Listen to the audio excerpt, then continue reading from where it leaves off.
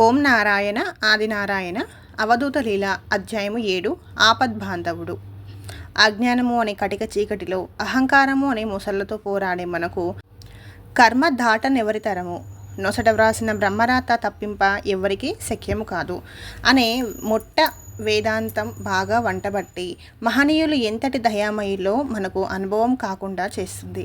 పూర్వపుణ్యం వలన సద్గురు కృపకు పాత్రులైన వారి ఎంతటి చెడ్డ కర్మనైనా ఎట్టి బ్రహ్మరాతనైనా సునాయాసంగా తప్పించుకొని గమ్యం చేరగలరని శ్రీ స్వామివారు, శ్రీ షిరిడీ సాయి వంటి మహనీయుల చరిత్రలేగాక మన సమకాలికులు అయిన సోదర భక్తుల అనుభవాలు నిరూపిస్తున్నవి. సద్గురు కృప ఎనున్నది మనం ప్రార్థించిన సమయంలోనే కాదు, మనం ఏమరపాటుగా ఉన్నప్పుడు కూడా వెన్నంటి మనలను రక్షిస్తుందని ఈ క్రింది నిదర్శనములు తెలుపుచున్నవి. కొర్రకోటి బుజ్జయ్య గారి చెల్లెలు పద్మమ్మ పెళ్లి నిశ్చయమైంది. కంచి వరదరాజస్వామి వారి సన్నిధిలో చేయమని శ్రీ స్వామివారు ఆజ్ఞాపించారు. అలానే ఏర్పాట్లు చేసుకొని ఆ పెళ్లివారు శ్రీ స్వామివారిని ఆ వివాహానికి దయచేసి దంపతులను ఆశీర్వదించమని ప్రార్థించారు. శ్రీ స్వామివారు తన బృందంతో ఆ వివాహానికి వచ్చి మంగళసూత్రము, తలంబ్రాల బియ్యము స్వహస్తాలతో తాకి ఆశీర్వదించి దగ్గర ఉండి ఆ వివాహం జరిపించారు.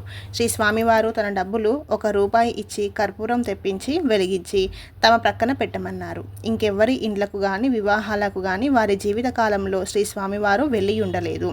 ఒకప్పుడు శ్రీ స్వామివారు పద్మమ్మతో అన్నారు, అమ్మా, ఎన్ని కష్టాలొచ్చినా కంటతడి పెట్టకూడదమ్మా అని. తర్వాత వారికి అనేక కష్టాలొచ్చినా శ్రీ స్వామివారి కృప వలన అవి గడిచి గట్టెక్కి శాంతితో జీవిస్తున్నారు.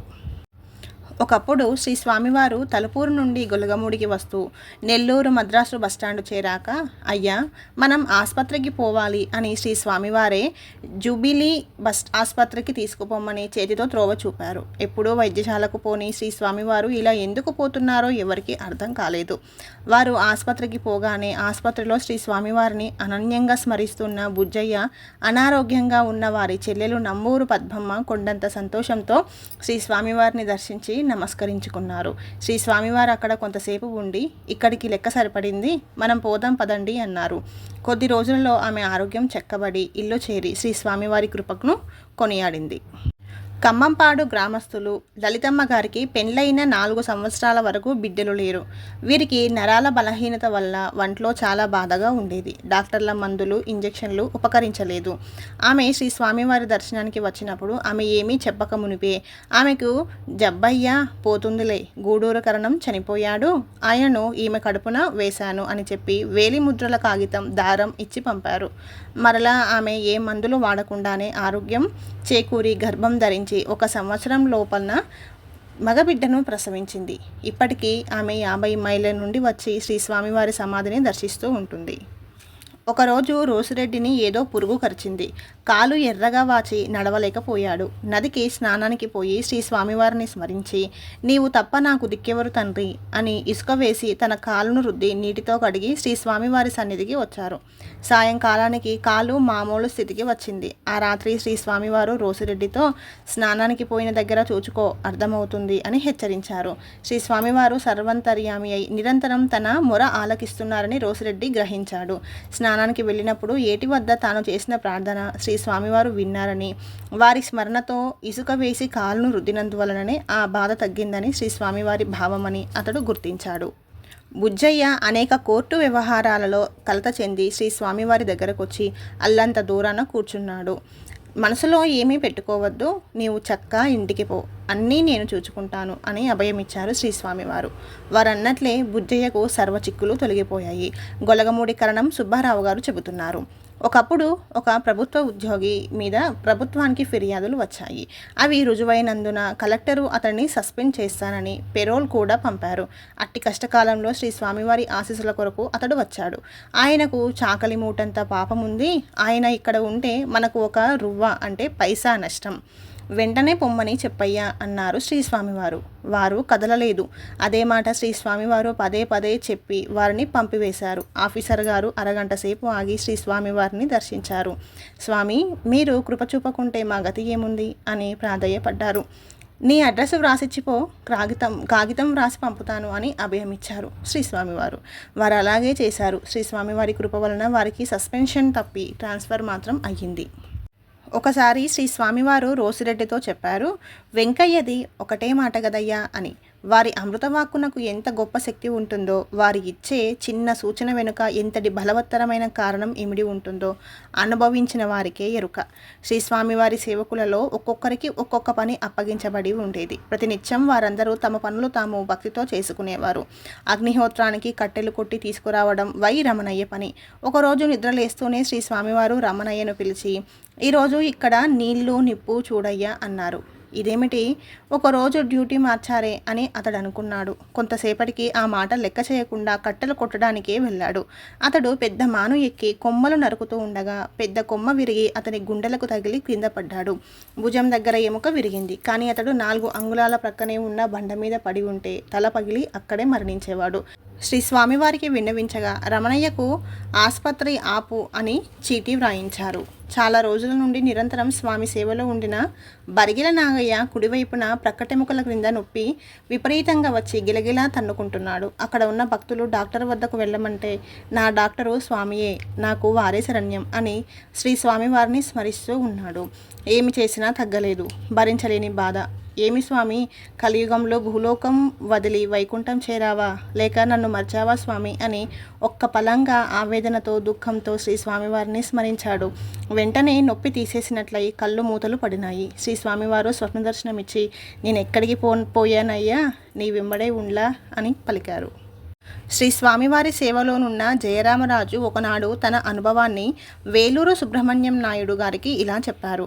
నేను ఒక రోజు నా ఎద్దులను మేతకు అడవిలోకి తోలుకుపోతున్నాను. వాటిని తోలేసిరా అయ్యా అన్నారు శ్రీ స్వామివారు. నేను వస్తే ఎట్లా స్వామి, మేపేవాళ్ళు లేరు అన్నాను. పర్వాలేదులే, తోలేసి వచ్చేయి అన్నారు.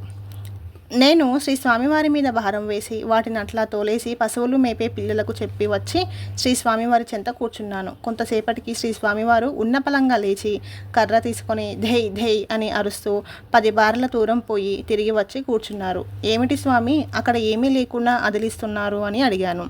నీ ఎద్దులే అయ్యా అన్నారు కానీ మరే వివరాలు చెప్పలేదు. తెల్లవారి పశువుల కాపర్లి ఈ విధంగా చెప్పారు. నిన్న చిరుతపులి వచ్చి మీ ఎద్దు మీద పడబోయింది. ఆ వేలిముద్రలు వేసే స్వామి వచ్చి కర్ర తీసుకొని ధర్మారు. లేకుంటే మీ ఎద్దు చిరుత నోట పడి ఉండును. నిన్న స్వామి కర్ర తీసుకొని ధేయ్ అని అదిలించిన దానికి అర్థం నాకప్పుడు తెలిసింది. ఈ జయరామరాజుకు ఇలాంటివి ఎన్నో అనుభవాలు ఉన్నాయి. కనుకనే వీరు శ్రీ స్వామివారి సేవకు అంకితమయ్యాడు. ఒకరోజు శ్రీ స్వామివారు తమ ఎడమ అరచేతిని పైకెత్తి కుడి చూపుడు వేలును దాని మీద ఉంచి పుల్ల గుచ్చుకుందయ్యా అన్నారు. నిజంగా శ్రీ స్వామివారికి పుల్ల గుచ్చుకోలేదు. శ్రీ స్వామివారు అలా ఎందుకన్నారో భక్తులకు తెలియలేదు. 1 గంట తర్వాత కానీ వారికి అసలు విషయం తెలియలేదు. అప్పుడు కుర్రకూటి బుజ్జయ్య అనే భక్తుడు 1/2 మైలు దూరంలో ఉన్నాడు. సరిగ్గా అతని అరచేతిలో అదే చోట శ్రీ స్వామివారు అలా అన్న సమయంలో తేలు కుట్టిందని తెలిసింది. అంతేగాక శ్రీ స్వామివారిని స్మరించిన క్షణంలోనే ఏ మందు అవసరం లేకుండా ఆ బాధంతా తగ్గిపోయింది. ఒకప్పుడు శ్రీ స్వామివారు కలిసిడిలో ఉన్నారు. శ్రీ స్వామివారి సేవకుడు రోసిరెడ్డికి కన్ను ఆపరేషన్ అయి నొప్పిగా ఉంది.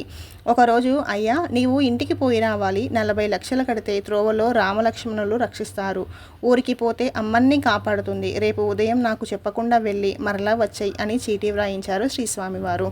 అతడు అలాగే వెళ్ళాడు. రాజంపేట రైల్వే స్టేషన్లో ప్లాట్ఫారం మీద నడుస్తూ ఉన్నాడు. లైట్ ఫోకస్ వల్ల కళ్ళు కనిపించక ప్లాట్ఫారం నుండి జారి 4 అడుగుల లోతులో ఉన్న రైలు పట్టాల మీద పడినప్పటికీ ఏమాత్రము దెబ్బ తగలేదు. ఊరికి చేరాక అతడు అక్కడ ఉన్న 4 రోజులు గ్రామదేవత ఎల్లమ్మ అతనికి దర్శనం అయింది. పట్టాల మీద పడ్డప్పుడు శ్రీ స్వామివారు ధోవలో రామలక్ష్మణులు కాపాడుతారు అన్నమాట అర్థమయ్యింది. గొలగమూడి చెత్తయ్యకు ఒకప్పుడు చేలో నుసుకులేస్తూ ఉంటే తేలు బురదలో ఉండి అరికాలుకు కుట్టింది. ఓం గురుదేవ అని కాలు గట్టిగా పట్టుకుని శ్రీ స్వామివారిని స్మరించాడు. వెంటనే బాధ లేకుండా పోయి మరలా తిరిగి యథాప్రకారం చేలో పనిచేయగలిగాడు. గొడ్డటి శ్రీ శేషయ్య గారి బర్రెకు నిండా జబ్బుగా ఉండి శ్రీ స్వామివారి దగ్గరకు వచ్చాడు. శ్రీ స్వామివారు అంబలి త్రాగుతున్నారు. సేవకులు ఇప్పుడు కాదు, శ్రీ స్వామివారు గంజి త్రాగుతున్నారు, దూరంగా ఉండు అన్నారు. కానీ శేషయ్య గారు చాలా ఆతృతగా ఉన్నారు. శ్రీ స్వామివారు ఆయన వంక చూచి వెంటనే, అయ్యా నీవు పోయేసరికి బర్రెకు బాగుంటుంది లేపో అన్నారు. అదేవిధంగా తాను ఇల్లు చేరేసరికి బర్రె ఆరోగ్యంగా గడ్డి మేస్తూ ఉన్నది. గొలగమూడి వాస్తవ్యులు తూపిలి వెంకయ్య చాలా కాలంగా శ్రీ స్వామివారి బృందమునకు శ్రద్ధతో గుడ్డలు ఉతికేవారు. 1981 వేసవిలో ఒకనాడు అర్ధరాత్రి మెలకువ వచ్చి ఇక మంచం మీద ఉండలేక ఎవరో లేపినట్లుగా లేచి బీడీ కాల్చుకోవడానికి ఇంట్లోని దీపం వద్దకు వెళ్ళాడు. అర్ధరాత్రి వేళ మసక చీకటిలో నట్టింట కూర్చొని ఉన్న మనిషిని చూచి బేరుమని అరిచాడు. ఆ అరుపుకు నట్టింట ఉన్న మనిషి కూడా అరిచాడు. దాంతో అందరూ కూడారు. చూస్తే ఆ ఇంటిలోని పాత సామానంతా తన చుట్టూ పరుచుకుని ఒక ప్రక్క ఖరీదైన గుడ్డలన్నీ పోగు చేసుకొని కూర్చొని ఉన్న దొంగ కనిపించాడు. ఆ దొంగను పట్టుకొని కట్టేశారు. వాడి దగ్గర పెద్ద కర్ర కూడా ఉంది. ఏమిరా ఇంత సులభంగా చిక్కిపోయావు అంటే దొంగ చెప్పాడు, నేను ఇంటిలో ప్రవేశించబోయేటప్పుడే ఎవరో వీపున చర్చినట్లయి నిర్వీర్యమైనాను. కానీ ఎట్లాగో బలం కూడగట్టుకొని అన్ని వస్తువులు మూట కట్టుకున్నాను. కానీ ఎక్కడివక్కడ పెట్టేయ్ అని ఎవరో గద్దించి చెప్పినట్లుంది. ఆ ఆజ్ఞ మీరలేక కట్టిన మూట విప్పి ఇలా పరిచి పెట్టాను. కళ్ళు కనబడక లేచేందుకు శక్తి లేక ఇలా కూలబడ్డాను. లేకుంటే ఒక్క వేటుకు చాలుతారా మీరంతా అన్నాడు. పెమ్మసాని శ్రీ హరినాయుడు గారు తన బండిలో శ్రీ స్వామివారిని వారు కోరిన మజిలీకి తీసుకువెళ్ళేవాడు. ఆయన భార్య శ్రీ స్వామివారి విడిదికి వెళ్ళి నమస్కరించింది. అమ్మ, నీకు పసుపు కుంకుమ గండమున్నది. తిరువల్లూరు వీరరాఘవస్వామి తప్పిస్తాడు అని చెప్పారు. ఆ రాత్రి వారింటికి శ్రీ స్వామివారు వచ్చి దుని వెలిగించి తెల్లవారి వాళ్ళ బండిలోనే ప్రక్కన గల ఒక మైకాగనికి వెళ్ళారు. శ్రీ హరినాయుడు ఆ రోజు తన ఎద్దుకు గడ్డి వేయబోయారు. మామూలుగా సాధువైన ఆ ఎద్దు ఎందుకో వారిని బిరిజాల దగ్గర తన కొమ్ముల దూర్చి ఎత్తి అవతల వేసింది. బిరజాలలో కొమ్ము గుచ్చుకొని చర్మం చీలి పొత్తి కడుపు వరకు 6 అంగుళముల పొడుగున గాయమై చాలా రక్తము పోయింది. ఆసుపత్రిలో కుట్లు వేయించుకున్నాడు. శ్రీ స్వామివారి అభయం వల్ల ప్రాణహాని తప్పింది. శ్రీ స్వామివారి కార్యక్రమములలో భక్తితో తన సేవను అనేక రూపములలో సమర్పిస్తూ ఉంటారు. నెల్లూరు వాస్తవ్యులు మాకాని వెంకట్రావు మద్రాసు వెళ్ళటానికి శ్రీ స్వామివారి అనుమతి కోరాడు. మామూలుగా వెళ్ళి రమ్మను అని గాని లేక బంగారంగా పోయి రమ్మను అని గాని అనే శ్రీ స్వామివారు ఆ రోజు తిరువల్లూరు శ్రీ వీరరాఘవస్వామి కంచి వరదరాజుల స్వామి నిన్ను రక్షిస్తారు పో అన్నారు. వెంకట్రావు మద్రాసు వెళ్ళి రద్దీగా ఉన్న బస్సు ఎక్కడంలో ఒక కాలు ఫుట్బోర్డు మీద ఉంచి ఒక చేత్తో కమ్మి పట్టుకున్నాడు.